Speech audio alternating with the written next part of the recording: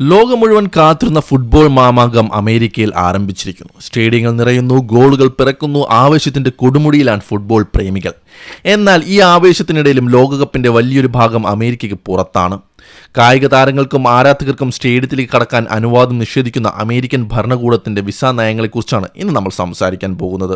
ലോകകപ്പിന് ആതിഥേയത്വം വഹിക്കുക എന്നതൊരു വലിയ പദവിയാണ്. ആ പദവിക്കൊപ്പം വരുന്ന ഉത്തരവാദിത്തങ്ങളിൽ പ്രധാനപ്പെട്ടതാണ് ലോകമെമ്പാടുമുള്ള ആരാധകർക്കും കായിക താരങ്ങൾക്കും തടസ്സമില്ലാതെ രാജ്യത്തേക്ക് കടക്കാൻ സൗകര്യമൊരുക്കുക എന്നത്.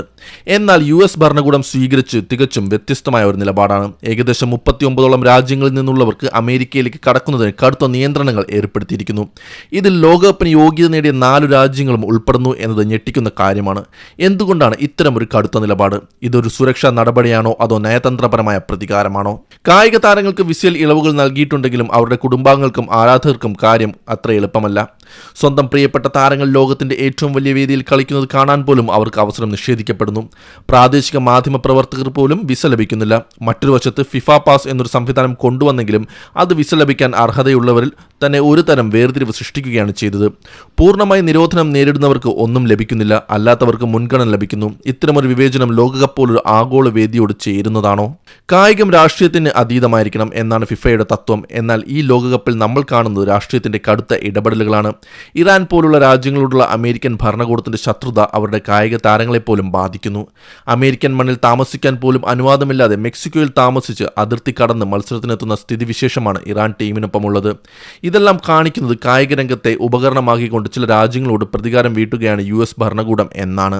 ഇത് കായിക ലോകത്തിന്റെ വൈവിധ്യത്തെ തന്നെ ഇല്ലാതാക്കുന്നതാണ്. ചൈനീസ് എക്സ്ക്ലൂഷൻ ആക്ടിന് ശേഷം അമേരിക്ക കണ്ട ഏറ്റവും വലിയ ദേശീയത അടിസ്ഥാനമാക്കിയുള്ള ഒഴിവാക്കൽ നയമാണിതെന്നാണ് വിമർശകർ ചൂണ്ടിക്കാട്ടുന്നത്.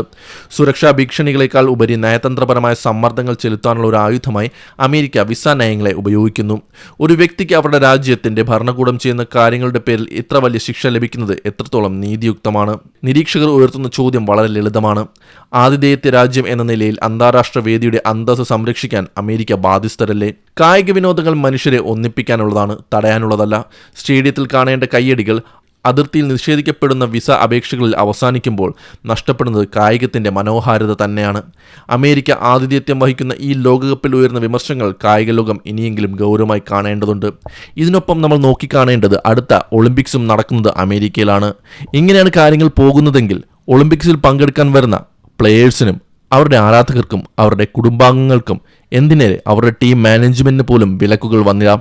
അതിൻ്റെ ഒന്നാമത്തെ ഉദാഹരണമാണ് ഫിഫ ലോകകപ്പിൽ അമേരിക്ക ചെയ്യുന്നത്. ഇറാൻ പോലുള്ള ടീമുകൾ ഓരോ ദിവസവും മത്സരത്തിന് ശേഷം തിരിച്ച് മെക്സിക്കോയിൽ പോയി താമസിക്കുകയാണ് ചെയ്യുന്നത്. അതും 140ഓളം കിലോമീറ്റർ യാത്ര ചെയ്താണ് അവർ കളിക്കാൻ വരുന്നതും തിരികെ പോകുന്നതും. ഒന്ന് വിശ്രമിക്കാൻ പോലുമുള്ള സമയം പോലും അവർക്ക് ലഭിക്കുന്നില്ല.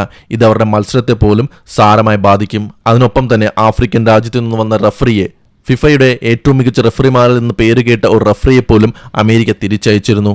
അമേരിക്കയ്ക്കെതിരെ ഇതിനായുള്ള വിമർശനങ്ങൾ ശക്തമായി നടക്കുന്നുണ്ട്. പക്ഷേ അതൊന്നും ചെവികൊള്ളാൻ അമേരിക്ക തയ്യാറായിട്ടുമില്ല.